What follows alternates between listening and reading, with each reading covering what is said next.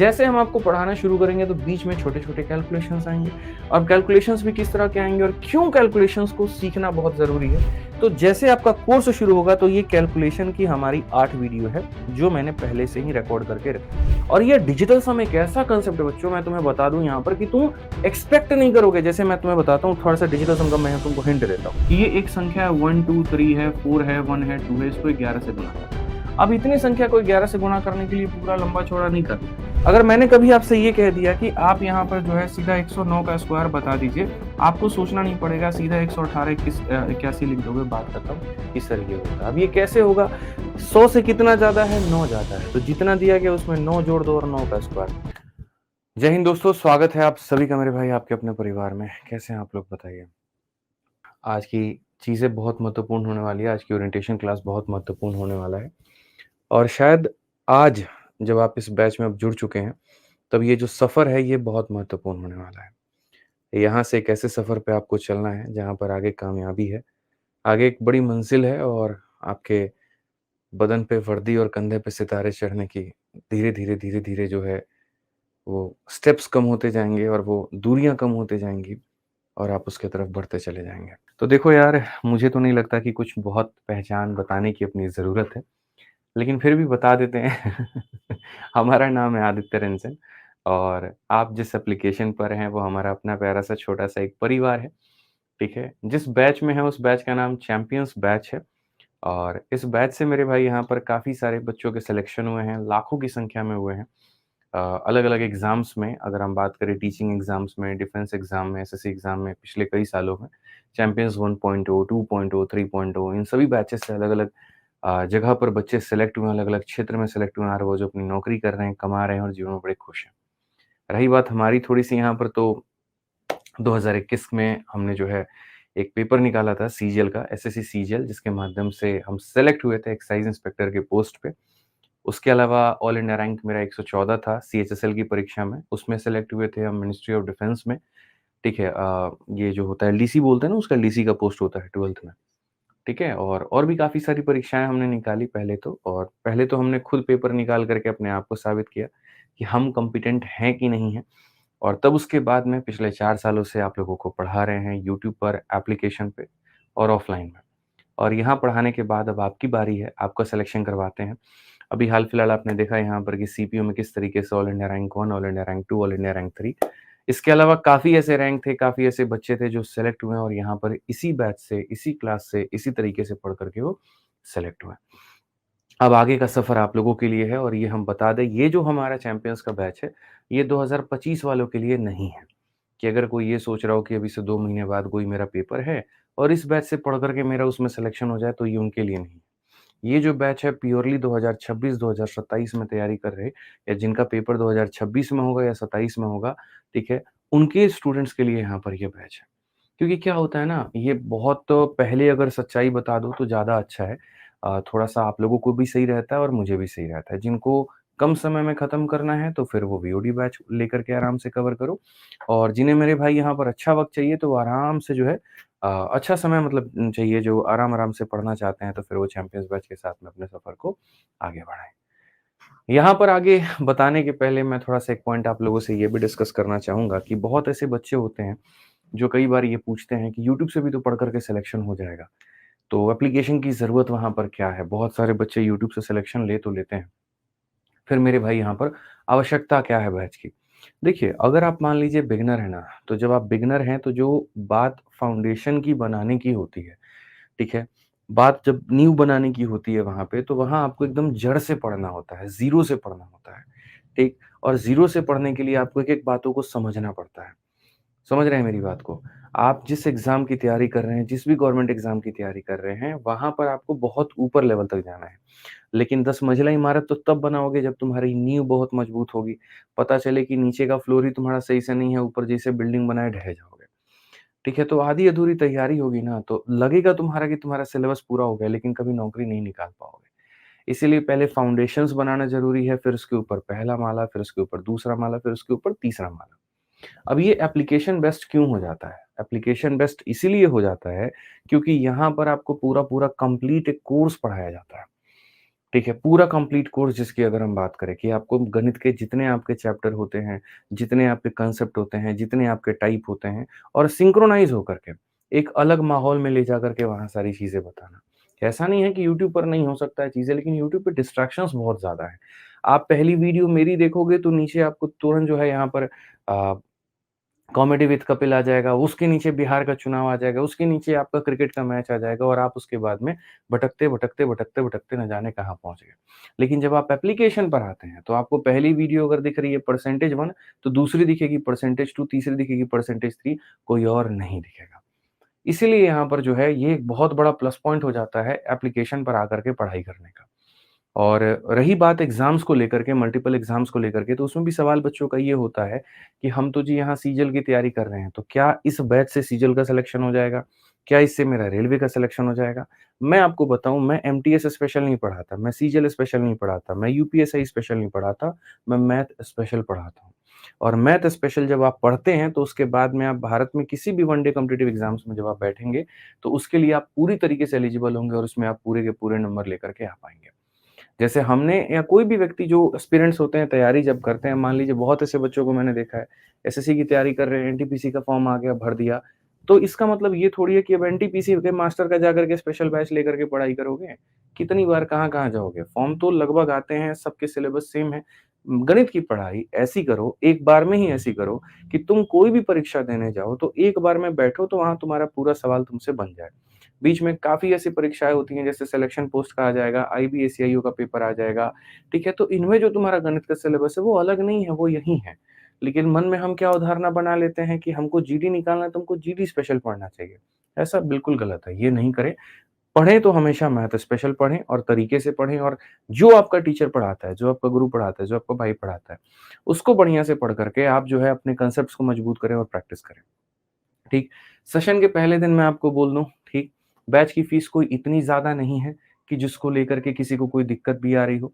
क्योंकि आज के समय अगर आप देखें महँगाई का जो आलम है, वो ये है कि एक बच्चा जो कि छठी या 7वीं क्लास में पढ़ता है, उसके लिए एक होम टीचर को भी रखना पड़ता है ना, एक होम ट्यूटर को भी रखना पड़ता है, तो घर पे आके पढ़ाने के महीने के 3000 रुपए लेके जाता है। अब वो भी 1 या 2 सब्जेक्ट के।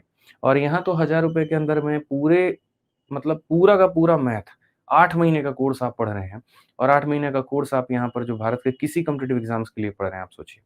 यानी महीने का ₹100 के करीब में आप जो है लगभग यहाँ महीने का कह रहे हैं मतलब महीने का 120-130 के करीब में आपका जो है इतना रुपया आप हमें अदा कर रहे हैं और उसमें आप अथाह ज्ञान लेकर के जा रहे हैं अपनी नौकरी को लेकर के। तो कोर्स बहुत महँगा नहीं है, बहुत ऐसा भी नहीं कि हाँ, खेत बेच कर के तुमको देना पड़े, बहुत कुछ है। ये एक ऑनलाइन एजुकेशन का मैं एक फ़ायदा मानता हूँ कि एजुकेशन काफ़ी सस्ता हो गया ताकि सारे के सारे बच्चे पढ़ पाएँ। अब उसके बाद में हम और भी चीज़ों के ऊपर में भी धीरे-धीरे चर्चा करेंगे कि कैसे गणित में आपके पूरे नंबर आ सकते हैं, किस तरीके से आपको पढ़ना चाहिए और कौन-कौन सी चीज़ें हैं यहाँ पे। ये सारी बातें जो है मेरे भाई बहुत अच्छे से आप यहाँ पर जान पाएँगे, सारी बातों को सुन पाएँगे। लेकिन किसी भी चीज़ को जानने के लिए, किसी भी चीज़ को समझने के लिए पहले सुनना पड़ता है। अगर मान लो कि मैं कोई बात वहाँ कह रहा हूँ और तुम बीच में अपने सवाल उसमें ला रहे हो, तो उसमें नुकसान तुम्हारा हो रहा है। उसमें नुकसान क्या हो जाएगा? मैं बता रहा हूँ कि ऐसे पढ़ना है, ये पढ़ना है, ये पढ़ना है, बीच में आकर के कोई ये सवाल पूछ दे, "सर ये बताइए ना क्लास का टाइमिंग कितने बजे है?" उसमें नुकसान किसका है? तुम्हारा। क्यों? क्योंकि तुम्हारा दिमाग सही जगह पर नहीं है, स्थिर नहीं है। और जहाँ मन स्थिर ना हो ना मेरे भाई वहाँ पर, वहाँ कोई भी चीज़ मैं कितना बेहतर भी पढ़ा दूँ, तुम्हारे दिमाग में नहीं जा सकता है। तो मन को स्थिर करना, सारी बातें मेरी पहले सुनना, तब उसके बाद हम आगे बढ़ेंगे, ठीक? इसके अलावा मैं आपको एक और बात मेरे भाई बता दूँ, आप ये मत सोचिए कि ये एक टीचर हैं और ये मत सोचिए ये एक बहुत बड़े शिक्षक हैं। आप खुल करके अपने आराम से अपने आप मतलब जो है मुझे अपना बड़ा भाई मान करके अपने सारे सवाल पूछ सकते हैं क्लास के एंड में और पूरे सेशन के दौरान, पूरे 8 महीने, 9 महीने जितनी हमारी जर्नी आपके साथ में रहेगी, अपना बड़ा भाई मान करके ही इस कोर्स में पढ़ाई करिए। सर ना कह कर के भाई भी कहोगे तो ज़्यादा अच्छा लगेगा मुझे, चाहे वो लड़कियाँ हों, लड़के हों, मैं सबके लिए यही बात कहता हूँ। ठीक? वो ज़्यादा अच्छा लगता है, ज़्यादा अच्छी फीलिंग आती है, ज़्यादा अच्छे से हम गाइड भी कर पाते हैं, कनेक्ट भी कर पाते हैं। मैं नहीं चाहता कि वो वाला दायरा रखें, ठीक है? स्टूडेंट टीचर वाला वहाँ पर कि इतना स्ट्रिक्ट हो जाएँ हम और इतना बोरियत बना दें इस क्लास को कि फिर आपको पढ़ने का मज़ा ही ना आए, आनंद ही ना आए, बिल्कुल नहीं होना चाहिए ऐसा। एजुकेशन और क्लासेस ऐसी होनी चाहिए जहाँ इंटरेक्शन कंटीन्यूअसली चलता रहे, ठीक है? वो सबसे अच्छी बात होती है। ठीक है, अगर मेरी ऑफ़लाइन की क्लास में कोई स्टूडेंट सो रहा होता है, तो यहाँ पर वो उसकी कमी नहीं है, वो मेरी कमी है वहाँ पर कि मेरे पढ़ाने के बावजूद भी वो बीच क्लास में सो कैसे गया। तो वहाँ मैं अपनी कमी मान करके उसको सुधारने की कोशिश करता हूँ कि शायद मेरी क्लास में वो दम नहीं था कि वो सो रहा था। तो उसी तरीके से अगर मान लीजिए हमारी क्लासेस के दौरान अगर आपको बोरियत फ़ील हो रही है, तो आपकी कमी नहीं, मेरी कमी है। हाँ, लेकिन शुरू में थोड़े बहुत इंस्ट्रक्शंस हम आपको दे सकते हैं जिसको आप मानिए। अब देखिए सबसे पहले समझिए आज के समय भारत में क्या है कि जो मिडल क्लास के स्टूडेंट्स हैं, कहीं न कहीं जो मिडल क्लास से लोग हैं वहाँ पे, उनके पास में बहुत ज़्यादा अगर पैसा होता तो इंजीनियरिंग में, मेडिकल में, डिफेंस में, बाकी अलग-अलग जगह पर जाते हैं, पायलट बनते, कुछ और की तैयारी करते, बड़ा बिज़नेस करते। ज़ाहिर-सी बात है, ये बात आपको भी पता है, हमको भी पता है, कि हम जो मिडल क्लास के लोग आते हैं यहाँ पर, उनके जेब में कितना पैसा होता है, ठीक है? और जो पैसा है मेरे भाई यहाँ पर वो साधन, वो हमें कहाँ तक पहुँचा सकता है। ऐसा नहीं है कि 10 लाख रुपए अकाउंट में रखा हुआ है, ठीक है? कोर्स को लेने के लिए भी 4 लोगों से पूछना पड़ता है, 4 बार सोचना पड़ता है, किसी किताब को खरीदने के लिए 2 बार सोचना पड़ता है। तो इसका मतलब फाइनेंशियली तो बहुत स्ट्रॉन्ग आप लोग नहीं हैं। तो जो आपकी सबसे बड़ी ताकत है, जो आपकी सबसे बड़ी हिम्मत है, वो क्या है पता है आपको? जो मिडल क्लास को बाय बर्थ, बाय जन्म मिला है, वो है उसकी मेहनत। और वो मेहनत ऐसी चीज़ है ना कि एक पंचर बनाने वाले को भी आईएएस बना देता है। मैं आपको बता रहा हूँ ये बात, ठीक है?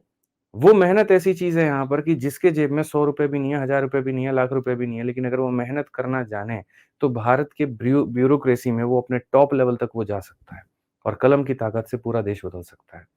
उस चीज़ के सफ़र का आज से मेरे भाई जो है वो बिगिनिंग है और ये बिगिनिंग में मैं आपको बताऊँ तो जो मैं पढ़ाता हूँ वो वन डे कॉम्पिटिटिव एग्ज़ाम्स क्या हो गया जैसे एसएससी, बैंकिंग, रेलवे, ये सारे जो एमसीक्यू बेस्ड होते हैं, जहाँ पर लिखने का काम नहीं होता, ऑप्शन टिक करने का काम होता है।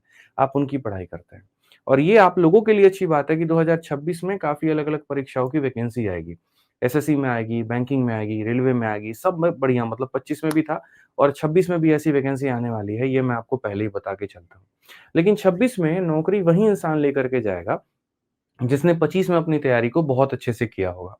और 25 में तैयारी कैसे करेगा मतलब 25 में और साथ में 26 का जो हाफ पार्ट है मार्च-अप्रैल तक लेकर के, जो कंसिस्टेंट रहेगा, जो रेगुलर रहेगा, जो बहुत ज़्यादा न्यू ईयर नहीं मना रहा, बहुत ज़्यादा क्रिसमस नहीं मना रहा, बहुत ज़्यादा छुट्टियाँ नहीं ले रहा, जो उनके टीचर्स बता रहे हैं यहाँ पर वो उनकी बातों को सुन रहा है, समझ रहा है और आगे बढ़ रहा है। इनमें अब हम आपको बताएँ छोटी-छोटी बातें तो देखो ये ज़रूरी क्यों है, ठीक है? तो ये थोड़ा-सा आपको बन के चलना है। अब इसके बाद बात करते हैं किसी भी कॉम्पिटिटिव एग्ज़ाम्स में, तो उन कॉम्पिटिटिव एग्ज़ाम्स में कई विषय होते हैं, जैसे मैथ हो गया, रीज़निंग हो गया, जीएस हो गया। इसमें कभी भी ये बात देखना कि आप जीएस में 100% स्कोर नहीं कर सकते। कई बार ऐसा होगा कि आप बहुत कुछ पढ़ कर के जाओगे जीएस में और आपका दिन इतना खराब है कि उसमें से एक भी सवाल नहीं फँसेगा। और कई बार ऐसा होगा 4 टॉपिक पढ़ कर के क्वेश्चन उसी में आ गया। यानी जीएस का जो भाग है वो क्या है अनप्रेडिक्टेबल है। ठीक है? इंग्लिश में लगभग-लगभग ऐसे मान करके चलिए कि बहुत अथा सिलेबस नहीं है, बड़ी चीज़ें वहाँ पे नहीं है, जो गलतियाँ होती हैं लोगों से एरर और बाकी चीज़ों में होती हैं। बच जाते हैं आपके 2 विषय। दुनिया कहती है कि मैथ और रीज़निंग आसान है, लेकिन मैं आपको बताऊँ उसके बाद भी बहुत ऐसे टॉपर्स को मैं अभी सीपीओ में देखा मैंने जिनके बढ़िया-बढ़िया रैंक है, उसके बाद भी गणित में वो पूरे नंबर लेकर के नहीं आ पाए। सोचिए कि गणित में अगर आपके पूरे नंबर होते हैं तो आप एज कितना लेकर के जाते हैं? तो मैं अगर आसान भाषा में बात करूँ इस पूरे जनरल कॉम्पिटिशन को क्रैक करने की, तो उसमें मैं सबसे पहला ही एक बात कहूँगा कि मैथ्स के सब्जेक्ट में आपको ज़्यादा स्कोर नहीं करना है, आपको पूरा स्कोर करना है। डिफरेंस है ज़्यादा स्कोर करने में और पूरा स्कोर करने में। 100% का टारगेट आपको बना करके चलना है। इसमें 1 नंबर भी आप अफ़ोर्ड नहीं कर सकते हैं और जब 1 नंबर भी अफ़ोर्ड नहीं कर सकते इसका मतलब 1 चैप्टर भी, 1 टॉपिक भी आप नहीं छोड़ सकते हैं, आपको पूरा पढ़ना पड़ेगा। सवालों के ऊपर में आपकी कमांड इतनी हो जाए कि भाषा को चाहे जितना भी क्यों ना बदल दिया जाए, जवाब सबसे पहले आपके कलम से ही निकलना चाहिए और कम समय के अंदर में भी निकलना चाहिए। शुरू-शुरू में जब आप पढ़ाई करेंगे तो आप ये सीखेंगे कि अच्छा सवाल को बनाते कैसे हैं और धीरे-धीरे जब आपकी ताकत, जब आपकी स्ट्रेंथ बढ़ती चली जाएगी, तो फिर आप ये सीखेंगे कि सवाल को उड़ाते कैसे। और ये सारी चीज़ें आप इसी बैच के अंदर में सीखने वाले हैं। लेकिन सबसे पहले फिर से एक बात कहूँ, तो आज के समय जिस तरह का कॉम्पिटिशन है, जितनी संख्या मतलब वैकेंसीज़ की जो संख्या है जितनी कम है यहाँ पे और लोगों के अंदर में जितना नॉलेज आ रखा है, वैसे स्थिति में मैथ्स में पूरा 100% स्कोर करना आप लोगों के लिए बहुत ही ज़्यादा ज़रूरी है। तो कभी भी ये मत सोचिए कि हम यहाँ 2 टॉपिक छोड़ के चले जाएँ, 4 चैप्टर छोड़ के चले जाएँ और इस तरीके से चले जाएँ तो फ़ायदा होगा, बिल्कुल भी नहीं। आपको पूरा पढ़ना पड़ेगा, 100% कवर करना पड़ेगा। अब ये बोलोगे कि सर क्या मैथ्स में पूरे-पूरे 100% लाना संभव है? अरे मैथ्स को तुम छोड़ो, मैथ्स हो गया, रीज़निंग हो गया, इंग्लिश हो गया, तुम तीनों में 50 में 50, 90 में 90 लेके आ सकते हो। और ये बंदा सामने तुम्हारे खड़ा है, जो हर पेपर में एसएससी के मैथ्स में 50 में 50, इंग्लिश में 50 में 50, रीज़निंग में 50 लेकर के आया है। बट पता है क्या है? वो स पूरा-पूरा तुम्हारी मेहनत से नहीं आता है। 99% की मेहनत और 1% का लक भी बड़ा होना ज़रूरी है। कई बार ऐसे देखना कि अगर कोई रैंक 1 है और एक रैंक 2 है, रैंक 2 को ज़्यादा नॉलेज है रैंक 1 से, लेकिन उसके बाद भी उसका रैंक 2 आ गया। क्यों आ गया? क्योंकि 1 वाले की उसकी किस्मत साथ थी। एक आधा क्वेश्चन का ट्विस्ट ऐसा बन गया कि वो उसको एज लेकर के चला गया ऊपर और वो रैंक 1 आ गया। उसी तरीके से कई बार ऐसा होता है कि 2 दोस्त हैं, 2 रूममेट्स में हैं, ठीक है? एक जिसका ज़्यादा नॉलेज है उसका सिलेक्शन नहीं होता है और दूसरे का 1 नंबर के कारण सिलेक्शन हो जाता है, वो होती है उसकी किस्मत। तो किस्मत तो देखो भाई लोग हमारे हाथ में नहीं है, वो दुआ करेंगे भगवान से आप लोग अपने लिए, तो शायद आपकी झोली में थोड़ी बहुत चीज़ें आशीर्वाद के रूप में मिल जाएँ और चीज़ें मिल जाएँ। लेकिन जो आपके हाथ में जो 99% है वो आपकी मेहनत है। और इसी मेहनत के दम पे आपको अपनी इस गरीबी से, आपको अपनी इस जंजाल से, आपको अपनी इस बेरोज़गारी से बाहर निकल कर के एक अच्छी दुनिया में जाना है, एक अच्छा नौकरी प्राप्त करना है और उसके लिए अपने आप को बेहतर बनाना है। ये जो 8 से 9 महीने की कड़ी तपस्या आपकी है यहाँ पर, यही आपको तपा करके सोना बनाएगी। देखते हो ना सोना कितना ज़्यादा मतलब उसको यहाँ पर आग में रखा जाता है, कितना ठोका-पीटा जाता है और तब जाकर उसकी कीमत कितनी निकल कर के आती है। बस वही सोना आपको बनना है और खरा सोना बनना है एकदम, ठीक है? तो इसके लिए मेहनत करने से आपको नहीं चूकना है। अब मेहनत करें तो कैसे करें भाई? गणित का सब्जेक्ट है यहाँ पर क्या ज़रूरी है इसके अंदर में? कुछ लोग कह देते हैं कैलकुलेशन पर काम करो तो मेरा कोई भाई लग गया ले 50 तक का पहाड़ा याद कर रहा है। कुछ यहाँ कहते हैं कि नहीं, नहीं कैलकुलेशन पहाड़े याद करने से नहीं होते हैं।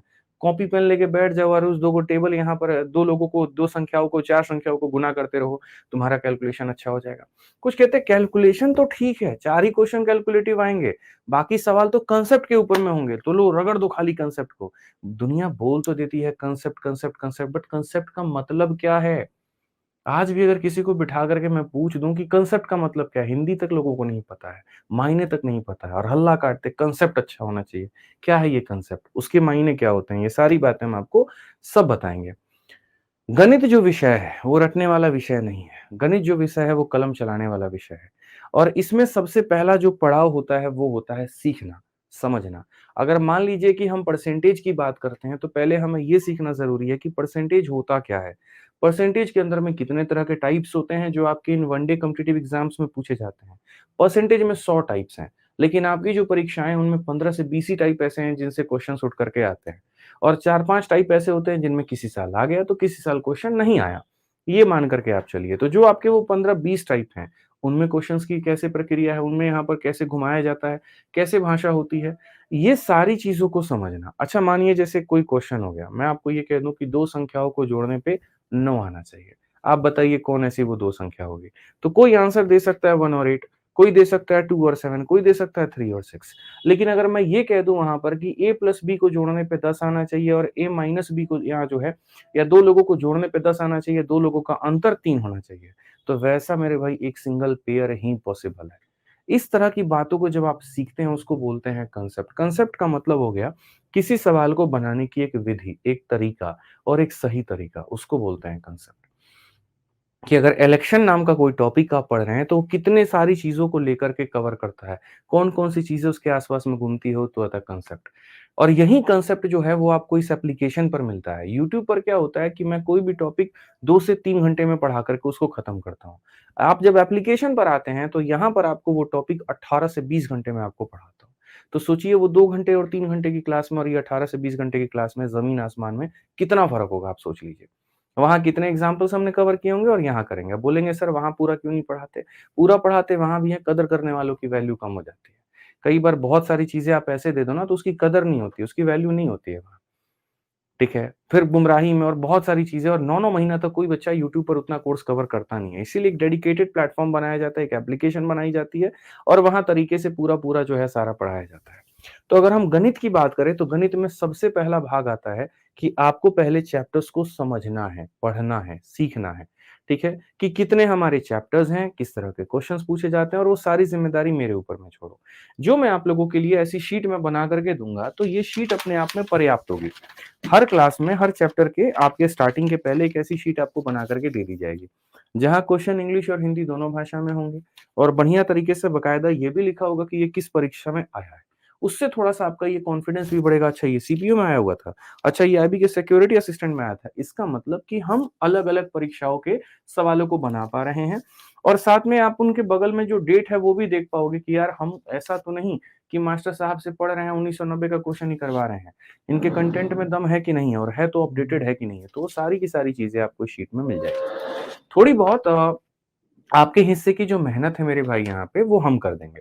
क्या कर देंगे, जैसे क्वेश्चंस काफ़ी सारे होते हैं, टाइप काफ़ी सारे होते हैं, उनको छाँट करके जो है हम इसको टाइप वाइज़ बना देंगे और उसमें भी हम लेवल वाइज़ बना देंगे। हम एक ही बार नहीं कहेंगे पहला टाँग यहाँ रखो, दूसरा टाँग पहला मंजिल पे, बिल्कुल नहीं। एक-एक सीढ़ी चढ़-चढ़ के तुम चलो और सीढ़ी चढ़ने की आदत लग गई तो 10वें माले तक भी जा सकते हो, रुक-रुक के जा सकते हो। लेकिन भागने की बेचैनी होगी तो जाके आगे गिर जाओगे। तो ये जो है टाइप बनाना, लेवल वाइज़ सेट करना, ये सारा मेरे ऊपर में छोड़िए।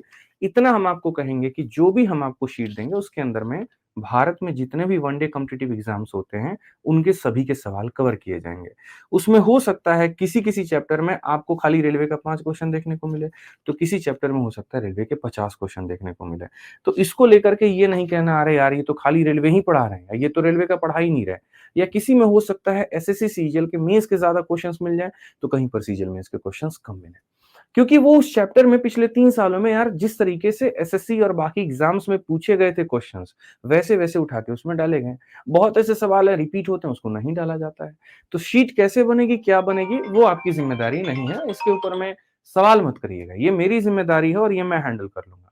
आपको निश्चिंत रहना है, बढ़िया तरीके से विश्वास करना है। तो पहला जो काम है, वो है मेरे भाई यहाँ गणित में कांसेप्ट के बारे में, कि कोई भी सवाल कैसे बनता है, क्या बनता है और यहाँ पर जो है क्या उसके पीछे की अवधारणा है ये समझना और ये पूरा-पूरा कांसेप्ट हम आपको क्लास में सिखाएँगे। जैसे हम आपको पढ़ाना शुरू करेंगे तो बीच में छोटे-छोटे कैलकुलेशंस आएँगे।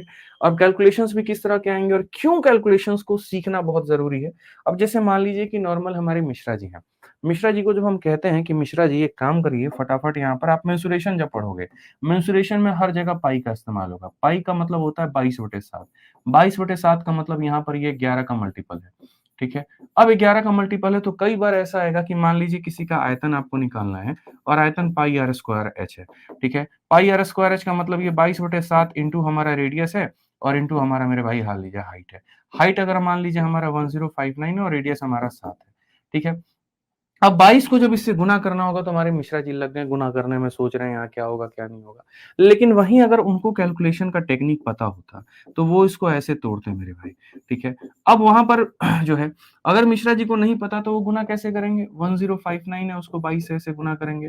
2 नवा 18, 2 पचे 10, 1 11, 2 एकम 2, फिर यहाँ लिखेंगे 2 नवा 18, 2 पचे 10, फिर ये, फिर ऐसे लिखेंगे यहाँ पर मेरे भाई 8 हो गया, फिर 9 हो गया, फिर 2 हो गया, फिर 3 हो गया, फिर ये काम आप करते हैं और आज तक करते चले आ रहे हैं और ऐसे आधार पर आप सोचते हैं कि हम इनकम टैक्स इंस्पेक्टर बन जाएं, तो ये आपकी गलती है। ये गलती आपकी मैं आपको बता रहा हूँ। इस तरीके से कभी नहीं बन पाएंगे क्योंकि यहाँ सेकंडों में सवाल को उड़ाना होता है। नॉलेज हर किसी को है। अगर इस क्लास में भी 4000 बच्चा लाइव देख रहा है ना, सबका सबका सपना एक ही बात है, नौकरी निकालना। लेकिन खाली वैकेंसी अगर 40 गो है तो बताओ यहाँ पर 3960 को बच्चा वहीं पे छट जाएगा। और जो 40 बच्चा टॉप में जाएगा वो कौन जाएगा? जिसका ये सारा पार्ट बेहतर होगा, जिसको कांसेप्ट भी अच्छे से आता होगा, कैलकुलेशन भी अच्छे से आता होगा।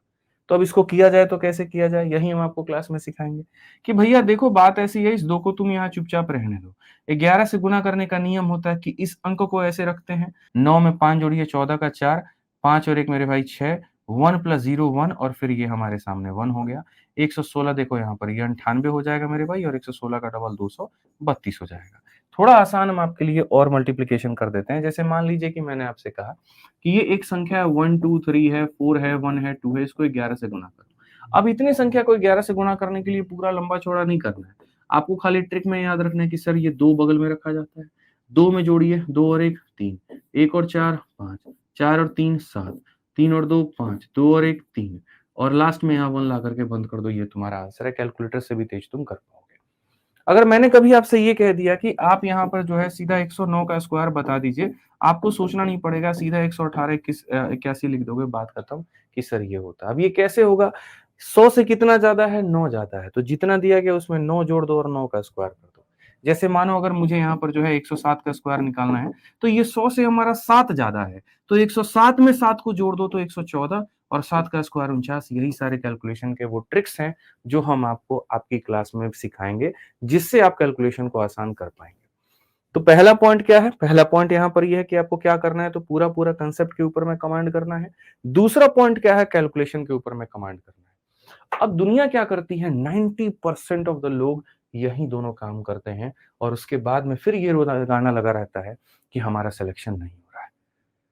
90% ऑफ द टाइम। और ये वो दुनिया होती है जिसको खाली इतना करना है, उसके बाद में बैठ के खाली यूट्यूब पे सर्च करना है। टॉपर स्ट्रेटजी, ठीक है, टॉपर ने कैसे गणित की पढ़ाई करी, टॉपर ने कौन से मास्टर से पढ़ा, टॉपर ने क्या तरीका अपनाया, वो देखेगा सब कुछ, सुनेगा सब कुछ, सलाह लेगा हर किसी से, लेकिन वो तीसरा काम जो है वो कभी नहीं करेगा और वो है प्रैक्टिस।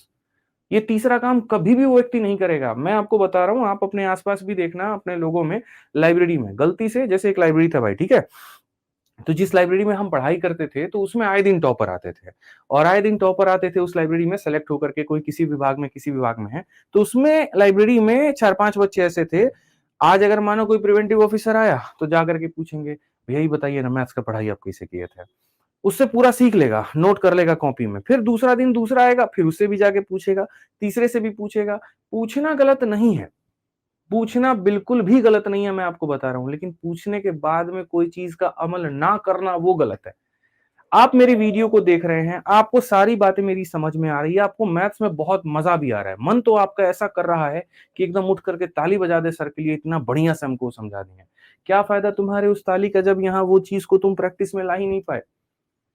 फिर बाद में तुम ही होगे जो कमेंट ये कर रहे होगे कि सर जब आप पढ़ाते हैं ना तो सब समझ में आता है, लेकिन जब हम खुद से कोई प्रीवियस ईयर का किताब लेकर के बैठते हैं, हमसे क्वेश्चन ही नहीं लगता है। पता है क्यों? क्योंकि तुम प्रैक्टिस नहीं कर रहे हो। मैं बेहतर से बेहतर पढ़ा दूंगा तुम्हें, मैं ये 2 पार्ट तुम्हारा बहुत बेहतर करा दूंगा, लेकिन अगर तुमने ये नहीं किया, तुम्हारा सिलेक्शन असंभव है। इसके लिए सबसे पहले प्रैक्टिस क्या करनी है भाई? अब प्रैक्टिस, प्रैक्टिस, प्रैक्टिस मास्टर साहब बोल रहे हैं, बता दिए, एकदम हवा बना दिए, प्रैक्टिस इतना ज़रूरी है। तो प्रैक्टिस क्या? क्या प्रैक्टिस मतलब क्या है? प्रैक्टिस का मतलब ये है कि सबसे पहले जो आपको ये शीट बना कर के दी जाएगी, ये एक बहुत चुनिंदा शीट होगी, जिसमें कम से कम 12 से 15 लोगों की एक टीम होती है, जो प्रूफ रीडिंग करती है, जो क्वेश्चन्स को छाँटती है, जो निकालती है। एक मैं होता हूँ जो इसके ऊपर मैं दिमाग लगा रहा होता हूँ कि इस सवाल को ऐसे बनाना है, ऐसे सॉल्व करना है। तो सबसे पहले तो आपका धर्म जो बनता है वो ये बनता है कि इसको कम से कम 2 से 3 बार लगाना। कोई किताब लगे ना लगे, पहले ये 2 से 3 बार लगे। और ये 2 से 3 बार में क्या होगा, ये नहीं रख रहे हैं, हैजान क्वेश्चन रख दिए हैं, बगल में सॉल्यूशन रख दिया, अच्छा ये क्वेश्चन है, ये सॉल्यूशन है, हो गया, डन है, बना तो लिए सर। ऐसे नहीं। मेरे पढ़ाने के बाद में इस शीट को एकदम ऐसे लीजिए, अपने नोट्स को बंद करिए, सादा पन्ना लीजिए, रफ कॉपी लीजिए और खुद से बनाना शुरू करिए। और नहीं बने तो उसको गोला मारिए वहां पर कि यार ये नहीं बना, हम सेकंड गो में देखेंगे। अंत में जाकर के जब पूरा शीट खत्म हो जाए तब जाकर के उसका सॉल्यूशन देखिए। पहले तो आप यहाँ पर अपने ही शीट को कई बार जब लगाओगे ना तो दिमाग खुलेगा। अच्छा, मुन्नी मेथड में ये वाला क्वेश्चन आता है। अच्छा, राधा कांसेप्ट में इस तरह के सवाल पूछे जाते हैं। अच्छा, ये वाला जो क्वेश्चन होता है यहाँ पर सीजर कांसेप्ट में, उसको ऐसे बनाया जाता है। तो पहले तुम्हारी यहाँ से पकड़ बनेगी। अब उसके बाद में बारी आती है मेन लड़ाई की। ठीक है, अब मेन लड़ाई क्या है? अपने घर में जब तुम एक दूसरे से लड़ाई करते हो तो तुमको इतना पता है कि तुम्हारा भाई चाकू नहीं मारेगा तुमको। ज्यादा से ज्यादा तुम तकिया से लड़ाई कर लेते हो, बहुत गुस्सा आता है ऐसे मस्ती मस्ती में, तो एक आधा बाल खींच लोगे ही कर लोगे, लेकिन तुमको इतना पता लगा गोली नहीं दागेगा। लेकिन अगर तुमने रोड पर लड़ाई की, तो वहां पर तुमको ये बिल्कुल भी ये उम्मीद मत रखना कि हाँ सामने वाला खाली कोई से थप्पड़ मार के निकल जाएगा। वो तुमको पत्थर भी मार सकता है, गोली भी मार सकता है, कुछ भी मार सकता है। ठीक है, तो जब तक मेरे भाई बात प्रैक्टिस की हो रही है, ये तुम्हारा अपना शीट है, तुमको इसकी आबो-हवा पता है कि इसमें कितने टाइप हैं, कितने वैरायटी हैं, क्या-क्या है। तो 2-3 बार लगाने के बाद में तुमको हो सकता है इसका आंसर तक याद हो जाए, लेकिन फिर भी अपने आप में सिलेक्शन के लिए वो ज़रूरी नहीं है। इसके बाद में जो आता है वो नेक्स्ट टाइप आता है, जहाँ पर तुमको इस तरीके से प्रिपेयर होके चलना है कि हमला कहीं से भी हो, जवाबी कार्रवाई मेरी पहले तैयार होगी और वो होगी तुम्हारी प्रीवियस ईयर की किताब। और मैं कभी ये नहीं कहता कि हमने जो किताब बनाई उसी को लीजिए। आपकी जिसमें संतुष्टि है, जो संतुष्टि है, आप उससे पढ़िए। अगर आपके भाई-बहनों के पास में किसी की किताब है, कुछ भी है, आप उसको लेकर के पढ़िए। लेकिन किताब ज़रूर पढ़िए, प्रैक्टिस ज़रूर करिए। उसमें क्या होगा ना कि आप नए सवालों के साथ में जो है थोड़ा-सा लड़ाई करेंगे, जो मेरी शीट के नहीं होंगे, ठीक है? जिन पे आपको एकदम ऐसा नहीं होगा कि हाँ, ये दोस्ताना है, ये मेरा एकदम रिलेटिव है, ये मेरे साथ एकदम प्यार-मोहब्बत इससे हो गया। आपको ऐसा लगेगा, अब आ रहा है नया सवाल। अब हम उन सवालों से युद्ध करने जा रहे हैं जो हमारी शीट में नहीं दिए गए थे, जिनको हमारे मास्टर साहब ने नहीं पढ़ाया, जिनकी भाषा से अवगत नहीं है। और यकीन मानो जब उन क्वेश्चंस को तुम लगाओगे ना, तब तुमको यहाँ पर इस क्लास की अहमियत समझ में आएगा, तुमको खुशी मिलेगा कि यार हमने तो सही पढ़ा। सर जैसे-जैसे पढ़ाते थे ना, आज पढ़ाने के बाद और मेरी प्रैक्टिस के बाद में मुझे आप किसी भी पब्लिकेशन की किताब ला कर के दे दो, कोई भी यहाँ पर मॉक टेस्ट मुझसे दिलवा दो, मैं क्वेश्चन बना पा रहा हूँ। और यही छोटी-छोटी चीज़ें ऐसी होती हैं जो तुम्हें इंटरनल सैटिस्फैक्शन देती हैं, हैप्पीनेस देती हैं। यकीन मानो गणित ऐसा विषय है भाई कि तुम रात में बैठ जाओ पढ़ने और जब क्वेश्चन बनने लगेगा तो देखना फिर सोने का मन नहीं करता है। फिर मन करता है और पढ़ें, और पढ़ें, और पढ़ें और खींचते चले जाएँ। लेकिन वहीं 4 गो सवाल जहाँ अटक गया तो अब बंद कर किताब है ना सोने जा रहे हैं, माथा खराब हो गया। तो मैं नहीं चाहता कि ये सब्जेक्ट को तुम बोरिंग में लेकर के जाओ। पहले ही मैंने कहा 100% स्कोर करना है। तो स्कोर करने के लिए सारी चीज़ें सीखनी होगी और सीखने के बाद में मेरे भाई यहाँ पर तुमको जो है वो बढ़िया तरीके से कैलकुलेशन और प्रैक्टिस करना पड़ेगा। आराम से रात में ठंडी का भी समय आएगा, ईयरफ़ोन लगा लेना, साल ओढ़ लेना, लाइब्रेरी में बैठे रहना किताब लेकर के क्वेश्चन सॉल्व करते रहना।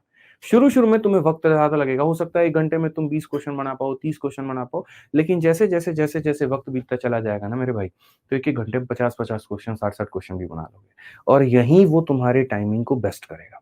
जब मैं अपने लाइब्रेरी में पढ़ाई करता था, तो मैंने बाद में अपने आप को इस तरीके से प्रिपेयर कर दिया था मेंटली, मैं ऐसे हाथ फोल्ड कर लूँगा और सामने किताब रख लूँगा और क्वेश्चन पढ़ूँगा। CP of a article is इतना, ये इतना और मैं माइंड में कैलकुलेशन करूँगा और 10 में से 6-7 सवाल तो बिना कलम उठाए मैं बना ही देता था। और मुझे इसका फ़ायदा ऐसे मिला कि जब मैं पेपर देने गया ना, तो सीजीएल में 1 घंटे का पेपर होता है और 100 सवाल करने होते हैं। लोगों को मैथ्स के पेपर को सॉल्व करने में औसतन 18 से 25 मिनट का वक़्त लगता है। हमने 9 मिनट में पूरा मैथ्स खत्म कर दिया था। और बाकी 51 मिनट में बाकी पेपर किए और जिसके कारण हर सब्जेक्ट में 50-50-50 आए। तो वो नंबर दुनिया को दिखता है कि 50-50-50 कोई उसके पीछे की मेहनत भी जाकर के हमसे पूछे तो हम बताएँ, कि हमने उसको किस तरीके से अपने दिमाग को ट्रेन किया था। तो जो हमने किया हम चाहते हैं कि आप उसको और बेहतर करके लेके जाओ। सफ़र हमने शुरू किया आगे अब तुम इसको बढ़ाओ। तो तुम्हारी पूरी प्लानिंग हमने 6 स्टेप में कर दी है कि भैया कांसेप्ट, कैलकुलेशन, प्रैक्टिस ये 3 चीज़ें हैं, करनी है, तो कैसे करनी है? अब रास्ता आता है। पहला सवाल था क्या करना है? तो क्या करना है वो मैंने तुम्हारे लिए क्लियर कर दिया। क्यों करना है वो तुम्हें अच्छे से पता है। क्यों सरकारी नौकरी चाहिए बताने की तो ज़रूरत नहीं है। हो सकता है किसी का ब्याह रुक गया होगा। क्या पता यहाँ पर वो कमिटमेंट ये दे चुकी हो कि देखो यार मेरे पापा किसी और से शादी करवा देंगे इसलिए 1 साल के अंदर में जल्दी से नौकरी लेके चले आओ। जैसे हमारे मिश्रा जी हैं। ठीक है? 1 साल का वो वक़्त दी थी और ये 2 साल लगा दिए, उसके बच्चे भी होने वाले हैं अब तो वहाँ पर। अब दूसरी वाली ने इनको जो है 8 महीने का वक़्त दिया, प्रेशर इनके ऊपर में ज़्यादा है। किसी के लिए हो सकता है कि अपने उस गरीबी से, अपने उस समाज से बाहर निकलने की एक वजह हो, वो अपने आप में कुछ बड़ा करना चाहता हो, किसी के लिए एक सपना पूरे करने का ये वजह हो सकता है। तो कारण आपको अपना बेस्ट पता है कि why do you want a government job? Why do you want a decent job? ठीक है? Why do you want to become inspector? ये आपको पता है। उसके लिए क्या करना है? ये करना है और कैसे करना है अब हम आपको वो बता देते हैं ये वाला भाग, कि कैसे आपके गणित में पूरे नंबर आ सकते हैं। तो सिर्फ़ इस बैच से आपको अगर ये लग रहा है कि हम तो मास्टर साहब में आदित्य रंजन सर अभी बड़ा एकदम हाइलाइट चल रहे हैं, सारा रैंक तो उन्हीं के स्टूडेंट्स का आ रहा है, ठीक है? इतना बढ़िया समझा देते हैं, उनका बैच लेने का मतलब सिलेक्शन, तो भैया आप गलत जगह पर हैं। मेरे बैच से सिलेक्शन आप ये उम्मीद करके चले कि खाली मेरे बैच के पढ़ने से या बैच में एनरोलमेंट लेने से आपका सिलेक्शन हो जाएगा, आप गलतफ़हमी में हैं। मेरा छोड़िए, आप दुनिया के बेस्ट टीचर का बैच ले लीजिए और सिर्फ़ उसके बैच लेने से सिलेक्शन हो जाएगा, तो मैं आपको बता रहा हूँ गलतफ़हमी में हैं। उसके बैच लेने के साथ-साथ अपनी प्रैक्टिस करनी भी ज़रूरी है, पढ़ना भी ज़रूरी है, कोर्स को पूरा करना भी ज़रूरी है, उसके अंदर के सारे टेस्ट देने भी ज़रूरी हैं, तब आपकी जो है आकर के आपका सिलेक्शन कन्फर्म होगा। नहीं तो ऐसे तो 1 लाख बच्चा बैच लेता है, सबका सिलेक्शन क्यों नहीं हो जाता? समझ रहे हो मेरी बात को यहाँ पर? सिलेक्शन किसका होता है? जिसने सारा-सारा, पूरा-पूरा सारे स्टेप्स मेरे माने, मैंने जो कहा उसको फ़ॉलो किया, दम नहीं तोड़ा उसने। तो पूरा का पूरा जो कोर्स है मैंने 6 भागों में आपके लिए कर दिया है, step 1, step 2, step 3, step 4, step 5, step 6 यहाँ पे। सबसे पहला ये पूरा रोड मैप मैंने बनाया है और इसको लेकर के मैंने बाकायदा यहाँ पर चीज़ें की है कि भाई आप कैसे करोगे? तो पहला काम आता है सीखना। ठीक है? तो स्टेप नंबर 1 मैं आपको बताता हूँ मेरे भाई कि स्टेप नंबर 1 क्या है। स्टेप नंबर 1 जहाँ पर एकदम कतई आप ज़ीरो हैं, जैसे एक भाई का मेरा कमेंट आया, बेसिक से पढ़ाएँगे कि नहीं पढ़ाएँगे? हमको कुछ नहीं आता, हमको पता है तुमको कुछ नहीं आता है, कोई दिक्कत की बात नहीं है और वहीं से तुमको इंस्पेक्टर भी बना देंगे, ये भी हम तुमसे कह रहे हैं, ठीक है? लेकिन उसके लिए क्या करना होगा? एकदम ज़ीरो से शुरुआत करना होगा। तो सबसे पहले होगा ज़ीरो टू हीरो वाली कहानी। उसके लिए आपका जो ये एप्लीकेशन है, इसी एप्लीकेशन के अंदर में आपको हम एक एक टाइम पर अरिथमेटिक पढ़ाएँगे और एक टाइम पर हम आपको एडवांस पढ़ाएँगे। शुरुआत अभी दोनों में से किसी एक से करेंगे, जैसे आपका शुरुआत अभी मान लीजिए एडवांस से कर देंगे। 10 दिन, 12 दिन, 15 दिन के बाद जो है मेरे भाई जब आप एकदम थोड़े से फ़ैमिलियर हो जाओगे मेरे साथ में, तो उसके बाद में जो है हम आपका अरिथमेटिक का भी क्लास शुरू कर देंगे। अरिथमेटिक से शुरू किए तो एडवांस शुरू कर देंगे। लेकिन हमें जिस तरह का सिलेबस है हमारा और जितना हमारे पास में वक़्त है, उसके हिसाब से हमें डेली 2 क्लासेस करनी ही पड़ेगी। ये पॉसिबल नहीं हो सकता है कि हम आपका एक ही क्लास लें पूरे दिन में और उसके बाद आपका सिलेबस जल्दी खत्म हो जाए, नहीं। सिलेबस पहाड़ की तरह है और तुम लोगों की बेचैनियाँ ऐसी हैं कि हमको तो 6 महीना में नौकरी दे दीजिए। ससुरा यहाँ पर एक क्लास से दूसरी क्लास में जाने में तुमको 1 साल का वक़्त लगता था। सब्र रखते थे। ग्रेजुएशन करने के लिए तुमने 4 साल का पेशेंस रखा, लेकिन नौकरी तुमको 4 महीना में चाहिए। इतना मतलब एकदम आप समझ रहे हो बात को? बेचैनी एकदम ऐसा हो रखा है। पेशेंस तुम्हारा यहाँ पर आ रखा है। ग्रेजुएशन 4 साल में ठीक है, मंजूर है। पीएचडी 5 साल मंजूर है, लेकिन नौकरी 5 महीना से ज़्यादा वक़्त नहीं लेंगे। 5 महीना में ऐसा तरीका बताइए ना। कुछ समय तो लोग ये भी सर्च करेंगे यूट्यूब पे, how to crack CGL in 1 minute और ये भी होगा मेरे भाई। चलते-फिरते बच्चे पूछ भी लेते हैं, सर 10 दिन में कैसे नौकरी निकलेगा बता दीजिए। ठीक है, तो कोई बात नहीं, आप उस भीड़ के हिस्सा नहीं है, उस भीड़ के हिस्सा होते तो इस एप्लीकेशन पे नहीं होते, यहाँ तक पहुँचे हैं तो मानसिकता आपकी सही है।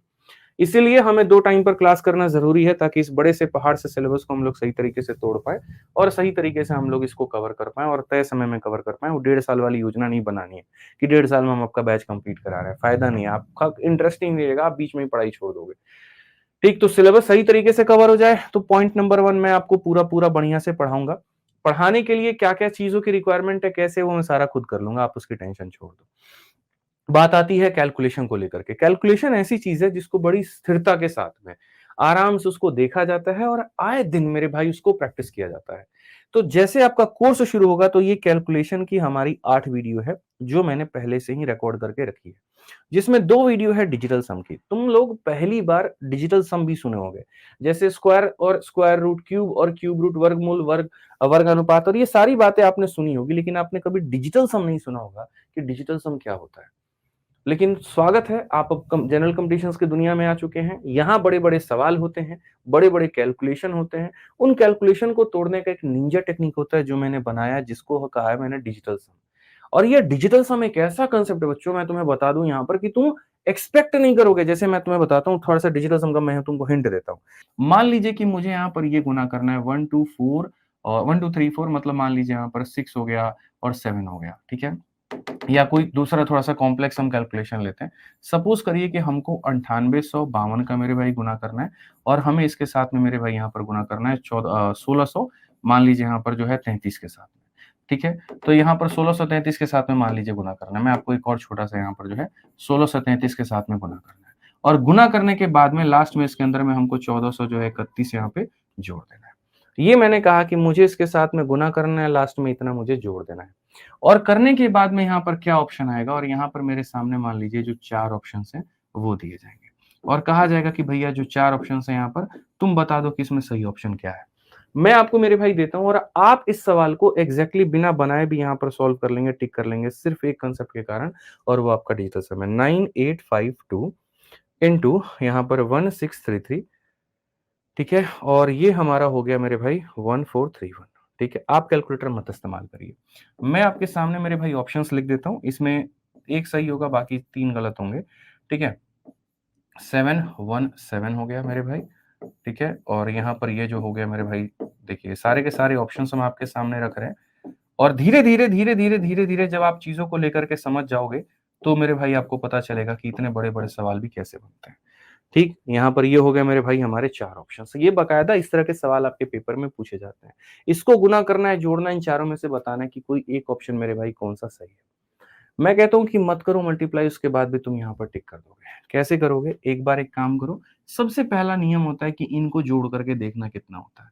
7, अच्छा इसमें जोड़ते वक़्त में अगर 9 बन जाए तो काट देना। जैसे 9 बन जाए काट दो, 8 और 1 9 बन जाए तो काट दो। 7 और 7 14, 1 15, 15 और 6 कितना होता है भाई 21। 21 के 2 और 1 को जोड़ोगे तो 3 आ जाएगा। 8 और 1 9 बन जाता है तो काट दीजिए मेरे भाई। 7 और 2 9 बन जाता है, काट दीजिए, 9 बन जाता है, काट दीजिए। 7 और 6 13, 13 का 3 और 1 को जोड़ोगे तो 4 आ जाएगा। उसके बाद में ऐसे ही मेरे भाई 8 और 1 9 बन गया, काट दीजिए, 9 बन गया, काट दीजिए, 6 और 3 9 बन गया, काट दीजिए, 7 7 14, 14 के 4 और 1 को जोड़ोगे 5 आ जाएगा। मेरे भाई यहाँ पर 8 और 1 9 बन गया, काट दीजिए, 9 बन गया, काट दीजिए, 7 और 7 14 और 4 18, 18 का मतलब 9 हो गया, काट दीजिए। तो बचा कितना आपके पास में मेरे भाई यहाँ पर? फिर से एक बार इसको हम लोग देख लेते हैं यहाँ पे, ठीक? रिपीट करते हैं। 8, 8 के साथ एक 9 खत्म, 9 खत्म, 7 और 7 14, 4 18 खत्म, 6 हो गया। मेरे भाई ये मेरे सारे के सारे ऑप्शंस के डिजिट के सम हो गए। एक बार तुम सवाल को भी देखो, 9 हटा देना है, 8 और 2 10, 10 और 5 15 को जोड़ोगे तो 6 आ जाएगा, 9 उड़ा देना है, 3 और 1 को जोड़ोगे 4 आ जाएगा, 4 3 7 1 8 1 9, 9 को कंसीडर ही नहीं करना है मतलब 0। अब एक बात बताओ, 6 इंटू 4 कितना होता है? 24 होता है, 24 के अंकों को जोड़ो कितना होता है? 6 होता है, यानी कौन सा ऑप्शन सही है? डी सही है। पूरा कुछ करने की जरूरत ही नहीं है। तो मैं आपसे ये कह रहा था कि स्टेप नंबर 1 जो है वो पूरी तरीके से है कि क्लासेस पढ़नी है, सारी की सारी टॉपिक लेनी है आपको, जिसमें हम पूरा-पूरा पढ़ाएँगे आपको और साथ में कैलकुलेशन की वीडियोज़ आपको देखनी है। स्टेप नंबर 2 हो गया कि मेरे पढ़ाने के बाद में आपको जो एक शीट हम देंगे ना, वो शीट क्लासरूम की आपको लगानी है, जो कि अपने आप में टाइप वाइज़ भी होगा, लेवल वाइज़ भी होगा और उसके अंदर एक मेंटरशिप टेबल आपको दिया जाएगा, जिसको आपको भरना है। फिर आ जाता है स्टेप नंबर 3 मेरे भाई, खुद से प्रैक्टिस करने का काम। मेरे पढ़ाने के बाद में पॉइंट नंबर 1 वीडियो देखनी है, पॉइंट नंबर 2 ये करना है, इसके बाद में आपको प्रैक्टिस करनी है। प्रैक्टिस करने के लिए आप आपके पास में अगर कोई बुक है तो उससे कर सकते हैं, नहीं तो मेरे भाई ये एसएससी मैथ, जैसे मैंने यहाँ पर ये जो शीट है, जैसे मैंने इसको टाइप वाइज़ बनाई है, वैसे इस किताब को भी बना दी है, कि इसके अंदर के सवालों के सॉल्यूशन मैं क्लास में करवाऊँगा और इसके सॉल्यूशन किताब में दिए हैं, तुमको अगर फँसोगे तो देख लेना, नहीं तो खुद से बनाने की कोशिश करना। ये दोनों लिंक्ड हैं आपस में। जैसे इसमें कैटेगरी जिस तरीके से बनी हुई है, उसी तरीके से इसमें भी कैटेगरी बनी हुई है। प्रीवियस ईयर मार्केट में हर किताब में सेम क्वेश्चन होता है। ऐसा नहीं है कि इसका क्वेश्चन अलग मिलेगा, दूसरी पब्लिकेशन का अलग मिलेगा। सबके क्वेश्चन सेम होते हैं। बस तरीका होता है उसको प्रेजेंट करने का। जो फर्क होता है वो होता है कि प्रेजेंटिंग का। बाकी जगह पर क्या है कि जैसे कोई एग्जाम वाइज क्वेश्चन को डाल देता है, कोई किसी तरीके से डाल देता है। मैंने यहाँ पर एग्जाम वाइज नहीं बनाई है इसकी बनाई है टाइप वाइज की। सारे वही क्वेश्चन जो हर जगह पर हैं, बस उसको हम और टाइप वाइज में कैटेगरी बना दिए और उसका 2-2 3-3 सॉल्यूशन तुम्हारे लिए दे दिए। तो इससे फायदा हो जाता है एप्लीकेशन वाले बच्चों को ज्यादा, कि वो क्लास में भी टाइप वाइज पढ़ते हैं और प्रैक्टिस करने के लिए भी टाइप वाइज मिल जाता है, तो उनका गणित जल्दी वो सीख लेते हैं बाकी लोगों की तुलना में। बस इतना सा है मेरे भाई यहाँ। इसके बाद अगर हम बात करें तो उसके बाद आ जाता है आपका रिवीजन। रिवीजन के लिए तो फॉर्मूला बुक और बाकी सारी जो नोट्स हैं आपकी, वो हो जाएगा। फिर आपका स्टेप नंबर 5 आ जाता है प्रैक्टिस करना। मेरे पढ़ाने के बाद बहुत अच्छा तुमने सीखा, बहुत अच्छा तुमने जाना, उसके बाद प्रैक्टिस भी तुमने कर ली। लेकिन फिर लास्ट में अंतिम स्टेप तुम्हारा आ जाएगा और वो हो जाएगा टाइम के साथ तुम्हारी लड़ाई। अब क्या है कि तुमको सारा सवाल बनाना आता है। तुमको कोई किताब दे दिया जाए, कहीं का कोई दोस्त तुमको रूममेट ला करके कोई क्वेश्चन दे दे, उसके ऊपर में तुमने पकड़ बहुत मजबूत बना ली है, तुम उन सवालों को बना सकते हो। लेकिन गलती क्या हो रही है कि जहां पर अगला बंदा 20 मिनट के अंदर में 25 क्वेश्चन बना ले रहा है, मेरे भाई तुम 20 मिनट में 15 क्वेश्चन ही बना पा रहे हो, यानी तुम्हारी स्पीड स्लो है। तो सबसे अंतिम जो पड़ाव है वो है स्पीड के ऊपर में काम करना। और स्पीड के ऊपर में कैसे काम करोगे, तो उसके लिए तुम्हें कहीं और से जाकर के 400-500 का कोई टेस्ट का कुछ लेने का जरूरत नहीं है। इसी एप्लीकेशन के अंदर में हम अलग-अलग परीक्षाओं के नाम से फोल्डर बना करके तुमको हम टेस्ट दे देंगे। जो एसएससी सीजीएल की तैयारी कर रहे हैं तो एसएससी में टेस्ट सेक्शन में जाओगे, जाकर के उसमें जाओगे सीजीएल, सीजीएल का तुम्हारा पूरा हम चैप्टर वाइज भी टेस्ट डाल देंगे और हम सेक्शनल टेस्ट भी उसके अंदर में डाल देंगे, कि परसेंटेज पढ़ने के बाद परसेंटेज के क्वेश्चन लगा लो, प्रॉफिट लॉस पढ़ने के बाद प्रॉफिट लॉस लगा दो। और जब सिलेबस खत्म हो जाए तो पूरा सीजीएल का हम 20 टेस्ट डाल दिए, सीएचएसएल का 20 डाल दिए, एएलपी का हम 30 टेस्ट डाल दिए, कि भैया तुम यहाँ पर इसी एप्लीकेशन से प्रैक्टिस करके अपने टाइम की सुधार करो। जब इतनी सारी मेहनत मेरे भाई आपकी यहाँ पर हो जाएगी तो आप मुझे खुद बताइए कि आपके गणित में पूरे नंबर क्यों नहीं आएंगे? बिल्कुल आएंगे। और जब नंबर पूरे आएंगे तो आपका सिलेक्शन क्या मेरे भाई, आप तो रैंक फोड़ करके जाएंगे। तो ये पूरा एक ब्लूप्रिंट है कि पहले आप आते हैं यहाँ वीडियो देखते हैं, वीडियो देखने के बाद में शीट बनाते हैं, शीट बनाने के बाद में प्रीवियस ईयर की किताब से प्रैक्टिस करते हैं, उसके बाद में अपने जो नोट्स हो गए उसको बार बार रिवाइज करते हैं, उसके बाद में लास्ट में अपना टेस्ट देते हैं। और एक प्रो लेवल की शीट होती है स्टेप नंबर 6। ये तो मैं मेंस के टाइम पर बोलता हूँ बच्चों को लगाने को, जिन्हें ये लगता है कि हम आसान क्वेश्चन कराते हैं या आसान क्वेश्चन शीट में है, तो एक बार जो ये स्टेप नंबर 6 है, हालांकि मैं बहुत लोगों को रेकमेंड नहीं करता हूं, जो बिगनर्स हैं उनको तो बिल्कुल नहीं बनता हूं ये दो, क्योंकि हर चैप्टर के मैं ऐसे 2 शीटें दूंगा। मैं आपको मान लीजिए कि कल ट्रिग्नोमेट्री पढ़ाऊंगा या परसेंटेज पढ़ाऊंगा तो उसके 2 तरह के शीट होते हैं। एक वो शीट होता है जो यहाँ दूसरे कदम पर मिलता है, जिसको मैं पूरा पढ़ाता हूँ, पूरे सॉल्यूशन कराता हूँ, सब बताता हूँ और कंसेप्ट बिल्ड करता हूँ। और एक वो होता है जो प्रो लेवल शीट के नाम से होता है। इसमें खाली टफ क्वेश्चन होता है, खाली खतरनाक क्वेश्चन होता है और ये मेंस के लिए होता है। जैसे एनटीपीसी का मेंस है या सीजीएल का मेंस है, ये उनके लिए होता है। और ये है ना, जब पूरा ये प्रोसेस कर लेना तब यहाँ कूदना। बट बच्चा एक्साइटेशन में, अरे परसेंटेज पढ़ाने के बाद कैसे नहीं बनेगा, कूद जाता है इसको बनाने, अचार को क्वेश्चन बनता नहीं है, नेगेटिव हो जाता है। तो वो मत करना, उसको होल्ड करके रखना, एकदम तरीके से वेट करके रखना। और ये प्रो लेवल की जो शीट है एकदम एंड में बनाना। इनफैक्ट मैं कहूंगा जब सिलेबस कंप्लीट हो जाए तो हर चैप्टर की प्रो लेवल की शीट निकाल करके बनाना। मेंटोरशिप टेबल ऐसे मैं दे दे रहा हूँ हर शीट के एंड में, ताकि जो भी तुम टाइप पढ़ रहे हो तो यहाँ टिक कर लो, आकलन कर लो, और इस तरीके से मेरे भाई तुम यहाँ बना लो। ठीक है, बाकी क्वेश्चंस 9000 से ज्यादा हम लोग इस बैच में कर लेंगे, और सारी चीजें मेरे भाई यहाँ पर हम बना लेंगे। सारी चीजें मतलब बहुत सारी चीजें, जैसे जैसे अभी जुड़ोगे तो तुम्हें पता चलते चला जाएगा। ये पूरा पूरा जो सिलेक्शन आपका, मतलब जो भी आप पोस्ट के लिए जो आपने सोचा है, सारी चीजें हैं, ये सिर्फ और सिर्फ जो मैंने बताया ये मैथ्स के लिए बताया। सोचिए अभी इतनी ही मेहनत आपको इंग्लिश में करनी है, इतनी ही मेहनत आपको रीजनिंग में करनी है, इतनी ही मेहनत आपको जीएस में करनी है, या जो आपकी विषय है। तो अगर सरकारी नौकरी का सपना आपने सोच करके लिया है कि हाँ भैया हमको तो ऑफिसर बनना है, तो बाबू सोच समझ करके डिसीजन लेना अपने जीवन का। तुम्हारा जो समय है ना बहुत अनमोल है। ठीक है, अगर मानो तुमको किसी और क्षेत्र में जाना है, फुटबॉलर बनना है, क्रिकेटर बनना है, ठीक है, या तुमको डांसर बनना है, सिंगर बनना है, या कुछ और बनना है, और उसमें तुम्हारा पैशन है, तो मेरे भाई अपना लेना उस चीज को। जबरदस्ती का उखल में सर देने मत जाना, क्योंकि देखो ना सिलेबस कितना है। मैथ्स को मैं कंप्लीट कराने में 9 महीने लूंगा। 9 महीने के अंदर में आपकी चारों क्लासेस एक साथ चलेंगी, मैथ, इंग्लिश, रीजनिंग, जीएस, सब। आपकी लाइफ की वाट लगने वाली है, बैंड बजने वाली है, मैं आपको बता रहा हूँ। 4 टाइम पर क्लासेस आपकी होगी, मैथ्स की भी, इंग्लिश की भी, रीजनिंग की भी, जिन्होंने सारे सब्जेक्ट में एडमिशन लिए हैं। ठीक है, सेल्फ स्टडी भी उसी तरीके से इंपॉर्टेंट है, और जितना तुम छोड़ोगे, जितना तुम डीले करोगे, तुम कंपटीशन से उतना ही दूर जाओगे, उतना ही भागोगे। जो सिलेक्शन 1 साल में हो सकता था, वो 1.5 साल, 2 साल, 2.5 साल तक वो पहुंच जाएगा। तो सोच समझ करके यहाँ पर जो है इस फील्ड में उतरना, क्योंकि इसमें मजा बहुत है, आनंद बहुत है। जिस जगह तक तुम पहुंच नहीं सकते, ये उससे ऊपर ले जाने की काबिलियत रखता है। एक इंसान अगर सेलेक्ट हो जाता है, एक इंसान अगर वर्दी पा लेता है, तो वो 3 पीढ़ियों को सुधार देता है। अपनी पिछली पीढ़ी जो कि उसके माँ बाप की है, खुद की पीढ़ी जिसमें वो अपने भाई बहन हो गए, वो हो गए, और आने वाली पीढ़ी उसके बच्चों की हो गई। सब कुछ बेहतर करके रख देता है, खाना, पहनना, घूमना, गाड़ी, बंगला, घर सब आता है, लेकिन वो आएगा आपकी इस कड़ी तपस्या से। अगले 1 के 1.5 साल आपके ये जो डेडिकेटेड लाइफ होने वाली है ना, अपने आप को जो एकदम डेडिकेशन में बांध करके, रूटीन में ला करके जो तुम करोगे, वही तुमको आगे अपलिफ्ट करेगी। तो क्लासेस में बढ़िया तरीके से रेगुलर रहो, टाइम पर रहो। कल से तुम्हारी क्लास स्टार्ट हो जाएगी। पहली क्लास होगी दोपहर के 12 बजे। टॉपिक कौन सा होगा वो तुमको दिख जाएगा। जैसे फ्रेंडली हो जाओगे, धीरे-धीरे अच्छा हो जाओगे, उसके बाद में 2 टाइम पर क्लास कर दूंगा। रोज की रोज एक क्लास 1 घंटे की होगी। मंडे टू सैटरडे आपकी क्लास चलेगी बढ़िया। कभी सैटरडे ऑफ भी हो जाती है, बाकी टाइम क्लास चलती है। डाउट ग्रुप एक जोड़ दिया जाएगा, तो वो भी तुम कनेक्ट रहोगे तो इन्फॉर्मेशन वहां भी मिलते रहेंगे। अब किसी का मेरे भाई यहाँ पर कोई सवाल है तो भाई मेरे बता दो यहाँ पर कि क्या है और क्या नहीं। कुछ भी सवाल है आपके मन में तो आप पूछ सकते हैं। नोट्स कैसे बनाएं सर जी? नोट्स बनाने के 2 तरीके होते हैं। या तो जब मैं लाइव पढ़ा रहा हूँ और तुम्हारी रफ्तार अच्छी है तो साथ के साथ बना लो, और अगर तुम्हारी रफ्तार अच्छी नहीं है तो मेरे पढ़ाने के बाद में फिर दोबारा से वीडियो को देखो, आराम-आराम से देख करके नोट्स बनाओ। हालाँकि आज के समय लोग जो नोट्स होते हैं वो नोट्स पूरा वैसे नहीं बनाते जैसे होना चाहिए।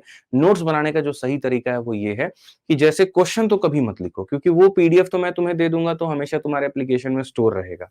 वो कहीं भागने वाला तो है नहीं। आज से 1 साल बाद भी तुम क्वेश्चन को कभी भी डाउनलोड कर लोगे। कॉपी में खाली सॉल्यूशन को नोट करो, वही तुम्हारे लिए जरूरी है। बहुत लोग होते हैं इतना बढ़िया नोट्स बनाते हैं कि पता चलता है बीच में 4 गो टॉपिक के बाद में छोड़ देते हैं बनाना। वैसा काम मत करो। हर टॉपिक को कवर करो, बढ़िया से कवर करो, ठीक है, और उसके बाद खाली सॉल्यूशंस को नोट करो। कुछ लोग ऐसे भी होते हैं जो नोट्स नहीं बनाते, फॉर्मूला बुक का इस्तेमाल कर लेते हैं रिवीजन के लिए, उससे कर लेते हैं। कुछ ऐसे हैं जो क्लास के बाद में मैं जो डिजिटल नोट्स आपको देता हूँ खाली उसी को रिवाइज कर लेते हैं। तो हर बच्चे की कहानी अलग है। जो एकदम बिगिनर है, जिसके पास अच्छा समय है, वो पूरी तरीके से नोट्स बनाए, ठीक है, और बढ़िया तरीके से की बातों को लिखे। जिनके पास थोड़ा कम समय है वो खाली सॉल्यूशन नोट करे, और जिनके पास बहुत ही ज्यादा कम समय है तो फिर नोट्स ना बना करके जो मैं डिजिटल क्लास नोट्स क्लास में देता हूँ, आप खाली उसी को स्क्रॉल कर लीजिए अपने लैपटॉप में, मोबाइल में सेव करके उसी से बार बार रिवीजन कर लीजिए, वो होगा। हालांकि लिखने की एक अपना ही मजा है, जितनी बार आप लिखते हैं कॉपी में आपको उतना बेहतर याद होता है। ठीक है, तो ये चीज़ है। सर जॉब के साथ में नौकरी की तैयारी कर सकते हैं? बिल्कुल कर सकते हैं, बट वो डिपेंड करता है कौन-सी जॉब कर रहे हो, कितना घंटा दे रहे हो उसमें, तुम्हारा कितना वक़्त वहाँ जा रहा है, ठीक है? मानसिक संतुलन तुम्हारा क्या है उस नौकरी करने के बाद में? ऐसा तो नहीं कि बेशक नौकरी 4 घंटे की हो लेकिन फ्रस्ट्रेशन भी 4 घंटे की देती हो, कि पढ़ाई में तुम्हारा मन ही ना लगे, तो बहुत सारी चीज़ें मायने रखती है ना। वो डिपेंड करता है। कोर्स कब तक होगा? 9 महीने, 9 से 10 महीने मैं पूरा आपका लूँगा और उतने में पूरा टॉपिक आपका खत्म करा दूँगा।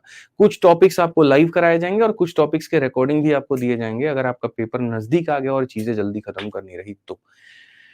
ठीक है, क्योंकि वहाँ पर आपको भी भागम-भाग रहेगी कि मुझे जल्दी कवर करना है और मैं भी चाहूँगा कि यहाँ पर फ़ास्ट तरीके से जो है उस टाइम पर कवर करा दिया जाए ताकि तुम पेपर में सही परफ़ॉर्मेंस दे पाओ। ठीक है, पता चले पेपर के 2 महीना बाद हम सिलेबस खत्म करा रहे हैं, क्या फ़ायदा? तो जब पेपर आएगा तो कोशिश करूँगा कि मैं क्लासेस की संख्या भी बढ़ा दूँ और कुछ टॉपिक्स के वीओडी भी दूँ।